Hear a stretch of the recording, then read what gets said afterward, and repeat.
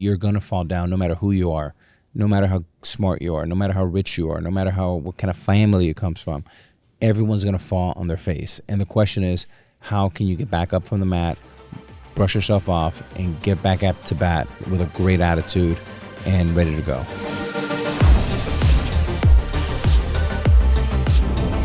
With an illustrious career spanning over 2 decades in Major League Baseball, A-Rod's name is synonymous with excellence, perseverance, and leadership. But his story doesn't end there. Since hanging up his cleats, Alex Rodriguez has built a multifaceted empire, making strategic investments in technology, real estate, and entertainment, and becoming a driving force in the world of innovation. Alex, welcome to the show. It's going to be a total blast to chat with you for a few minutes today. Great to be here, and also congrats on all your success in your company and all the great work you're doing. Oh, thank you so much. So we're here at Rally. You just came off the main stage doing a keynote fireside chat, and from baseball legend to business mogul. And so I would like to take a moment. There were so many just incredible, vulnerable takeaway moments during that fireside chat. I can't thank you enough for just sharing some of those moments with the crowd. I'd kind of like to just reverse it all. And so a lot of folks know your name, know who you are, know about your career, and know what you've done after Major League Baseball. But let's go back to before it all started. Mm-hmm. And I think when you were young, you moved to the Dominican Republic for a few years. So do you remember back that far and what that was like? Yeah, I sure do. I mean, I was born in New York, so I spent the first 4 years in New York City, in Washington Heights, which is right in the shadows of Yankee Stadium. Then I went from 4 years from New York to Dominican Republic, so 4 and 4. And then once I turned 9, I arrived in Miami, and I've never left. Yep. So do you remember that day when you moved to Dominican Republic? Was it like scary for a moment, like a different country? Yeah, it was a different country. I was still too young to really understand the gravity of what exactly we were doing. I obviously didn't comprehend going from the greatest country in the world to my home country of Dominican Republic. But certainly my parents made a decision once I was around 7, 8. They started having conversation about, let's get Alex back to America where he can get a great education, play sports, and hopefully advance in his life. That's awesome. So I'm grateful for that. Yes, absolutely. So you come back. You're 9 years old, you said? Yeah. So 9 years old, you come back to the States, you move back to Miami. And then what was that reentry like? Were there any culturally, like, where you have to like relearn, different things? Yeah, it was a mixed bag because at this point I know English and Spanish equally. I was in American school in Dominican Republic, so that helped. But it was definitely a welcome move because when I got back to America, now I'm 9, I'm like, oh man, there's beautiful green grass, opportunities to play. I joined the Boys and Girls Club. And it was around that time, a year later, when I was 10, where my father left. And Miami wasn't good for him like it was for us. And that left a big empty spot at home, which left my mother, who had 2 jobs. She was a secretary in the morning. She serviced tables at night. And my 2 older siblings, my brother and my sister. And everybody had to work to pitch in to pay for the $500 of rent money every month. Yep, that's amazing. So you shared a story on stage a little bit ago about the moment when you're like, oh wow, I've got to step up and try to make an impact on my mom's life at the grocery store. Can you share that story? Yeah, we were in Publix right by my house in Kendall, and by my apartment, and we were shopping for some groceries. It was around $72, and I'm helping her with the bags at the cashiers. And I remember going into her purse and reaching for like $55, and she's about somewhere like 20, $25 short. And I saw her open a different zipper in her purse, and she pulls out what I saw, red money. And I said, Mom, what is that? I've never seen that. It looked like Monopoly money. Well, it was food stamps, and it was help from the government. And while I was young, I wasn't too young to understand that there's a lot of pressure on my mother. There's a lot of stress. And that was the first time, Toph, that I said, boy, I better get going because I got to take care of Mom. That's amazing. So let's fast forward a bit now. So when you, let's say in your high school years, so when you would dream about the future, kind of paint that picture of what you thought your life was going to be like. So obviously you're passionate about baseball, working really hard, to try to make it to the professional leagues. what else did you think about? Or was it single threaded? It was like pro baseball or bust, or like what else were your passions back then? Yeah, at that point, when you study history, most people that have been really successful, whether it's Henry Ford or John Rockefeller or J.P. Morgan, is usually they got really successful doing one thing really well. So I applied that in my early years, where I wanted to be the best baseball player and do all I can to see if I can take this and give it a go. Now, I thought, America, what a great country. I mean, talking about hacking the system, I understood that if I was good enough and I had 1,000 on my SAT score, I can go from Kendall to Palo Alto and play at Stanford, because Stanford wanted me to play for them. And I said, what an amazing opportunity to get an education at Stanford just because I can hit a baseball. Right. And I get 1,000 SAT. Well, I got some SAT classes, and that was kind of part of what I started shaping my both academic career and my professional career. So I'm not going to share on this podcast what my SAT score was, but I'm just going to say it wasn't. Notice 1,000. I didn't either. I love it. All right, so you make it into the pros. The C's part of you kind of shared a story earlier where it became very clear, like, how are you going to get to the pros? You made it to the pros, blood, sweat, and tears. You become, just one of the greatest of all time. And I did not realize the story you shared earlier on stage. So the Grand Slam champion, right? And then you also mentioned there's something that you're number 5 at that maybe a lot of people don't realize. What is that? Yeah, number 1 Grand Slam with 25, top 5 in a lot of categories. But, my daughters often remind me that I'm also 5th all time in the history of the game in strikeouts, which that means that only 4 people in the history of mankind have more strikeouts than me. And I always, joke around, but really I say it in jest, but that means I have a PhD in failing, but I also have a master's in getting back up. Yep.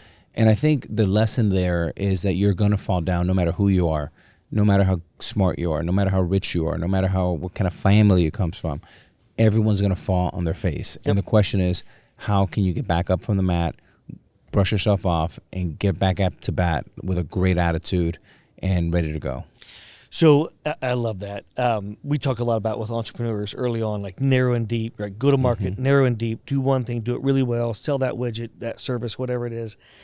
You also said something earlier today about entrepreneurs maybe don't spend enough time thinking about the long term and the short term, right? And they over and underestimate. Yeah. I love that thought process. Can you share a little bit about how you think about over and underestimating? When we invest in founders, we look at them as heroes. Yes. We look at them as heroes and superheroes, and we're here to serve them. We're here to help them, but we're here to stay out of their way. And if they need us, we're happy to help with our great team. If not, we're happy to be cheerleaders and be their partners. And what we often talk to our founders about, our heroes, is that we constantly see this pattern all the time, Toph, which is they overestimate what they can do in the short term, and they grossly underestimate what they can do in the long term. And when you have a long-term vision, it allows you to run the business in a much better way, to invest into the business, to invest into infrastructure, to invest into great people, and then take a long-term approach. Because you may take a step back to be able to take 3 or 4 forward. Yes. And that's really important. Oh my gosh, I love these analogies you use. It's the same thing. 1 step back to take 3 forward. We think of founders as heroes as well. So we think about this concept called MELFO when we talk to entrepreneurs. So MELFO is M equals market, E is entrepreneur, the team, L legal, F financial, O operational. So we talked a little about narrow and deep, over and underestimating. Anything else pop out in your mind that you get really passionate about when you interact and kind of guide entrepreneurs around any of those? Market, the entrepreneur, legal, financial, operational, things that come top of mind. I think early on, Toph, a lot of those you can outsource because a lot of people don't have, big funds yet. They're getting started. They want to run a lean and mean company, which we like. And sometimes legal you can outsource, CFOs you can outsource until you're able to, have your own. And look, sometimes you'll have a team, a C-level suite that'll take you from 0 to $50 million of revenue. Yes. But whoever's going to take you from 50 to 500 or $1 billion is sometimes a different C-level expertise, different price level, different, experience level. Yep. So, and then there might be another one to take you public, and the same goes for CEO. Yep. So these are kind of levels that that we study that are very interesting. I think with young entrepreneurs have a lot of low-hanging fruit, and because all the young contemporaries are always on their phone and are becoming increasingly more transactional, that's an opportunity for them to dig into the 1950s approach and be able to take a flight, meet in person, keep coming back. And what I call the 10 touch rule, which is we teach our young people in our office that we have to make 10 touches, informal or formal or collective, before we offer to do anything in business, right? Yeah, I love so that. now you and I have 2, right? Yes. We have 8 to go. Yep. But, maybe in 3 weeks you share an article or a podcast that you really like, or then we meet again for lunch, and then I come to see the Fever and I invite a couple of your team when we play. And all of a sudden we're building a relationship, right? And it's not intentional like, oh, I want Alex to invest in this, or I want Toph to do this for me. It's I like you, we're jiving, I like the things you think, I like how you think, I see your values, and it's someone that I want to stay in touch with. Yes. So if you think about doing this over and over again, the ripple effect as you get older and older, it's funny, Magic Johnson told me, Alex, business is going to get so much easier for you in your 40s and 50s. And I said, why is that, Magic? Is because all the people that were our fans are now like Toph, like you're leading your firm. You had your favorite players. You had Magic last year. Now you have me here this year. Yep.